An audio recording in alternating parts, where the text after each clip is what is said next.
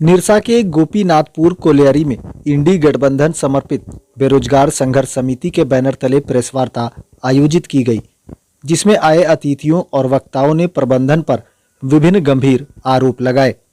वहीं स्थानीय विधायक अरूप चटर्जी ने प्रबंधन पर जानबूझकर स्थिति पैदा करने की बात कहा कि प्रबंधन चाहती है कि लोग आपस में लड़े और उसका फायदा कंपनी को मिले। इसके साथ ही लोगों ने मांग किया कि कंपनी पहले स्थानीय लोगों को प्राथमिकता के साथ रोजगार देने का काम करे।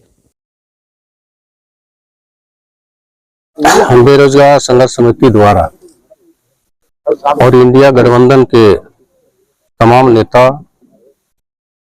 गण के सहयोग से जो मांग पत्र दिया गया है कंपनी को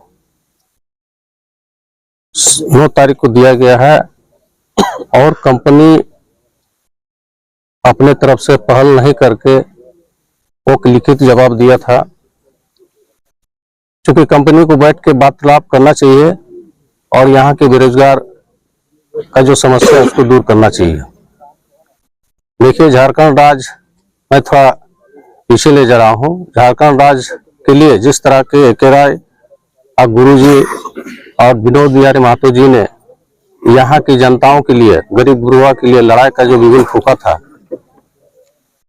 और उसके बाद जो राज अलग हुआ और राज अलग करने का एक ही मात्र उद्देश्य था कि यहाँ के झारखंड के लोगों के लिए किस तरह का रोजगार, उसका दशा दिशा, शिक्षा, बहुत सी समस्याओं को लेकर अलग राज का झारखंड, अलग राज का बिगुल फूका और अलग राज हुआ भी।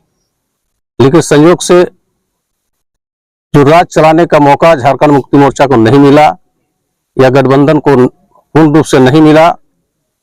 पिछले 2014 से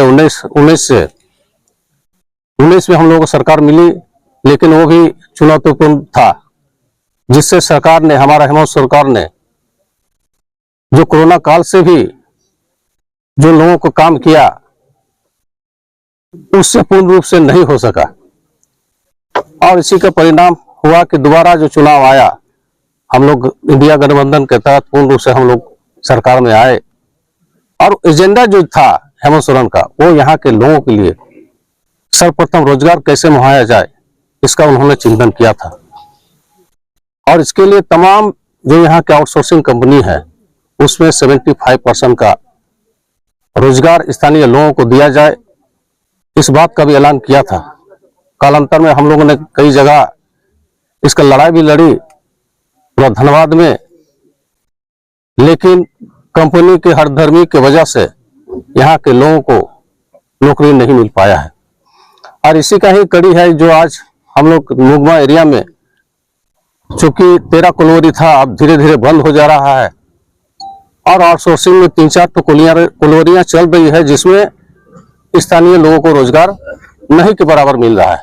वैध रूप से काम हुई, ईसीएल चाहे तो आज भी इन लोगों पर कार्रवाई कर सकती है। यहाँ पर जो काम हुई है वो ना डीजीएमएस की परमिशन है ना ईसीएल की परमिशन। क्या पुलिस इस पे कार्रवाई करेगी कंपनी के ऊपर?